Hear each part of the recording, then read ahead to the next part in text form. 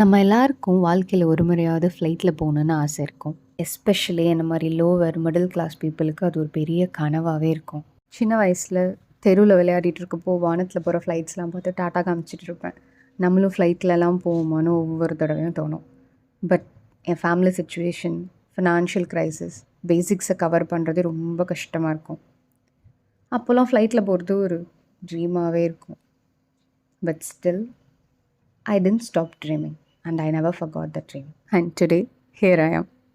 நிலா அதுபா நத்தமே இல்லை அந்த மாதிரி அந்த ஒயிட் க்ளவுட்ஸ்க்கு நடுவில் நான், அதுவும் விண்டோ சீட்டில்.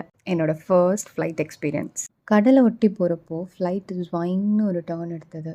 அந்த மொமெண்ட் ஜன்னல் வழியாக வெளியே கடலை பார்க்குறப்போ சுற்றி இருக்க எல்லாம் மறந்துடும். நம்மளே ஒரு பறவை மாதிரி கடலை பார்த்துட்டே பறக்கிற மாதிரி இருக்கும். சோலே பறந்துட்டுருக்கோம். அது ஒரு காமான பீஸ்ஃபுல்லான எக்ஸ்பீரியன்ஸ். கடல் நீங்கள் இதுக்கு முன்னாடி இப்படி பார்த்துருக்கவே மாட்டீங்க. நம்ம பீச்சில் குளிச்சிருப்போம், விளையாடிருப்போம், அப்போல்லாம் ஒரு பயம் இருக்கும். ஆனால் இப்படி மேலே பறவை மாதிரி பறந்துட்டே பார்க்குறப்போ உங்களுக்கு ஒரு மனசுக்கு ஒரு அமைதியும் நிறைவும் கிடைக்குங்க.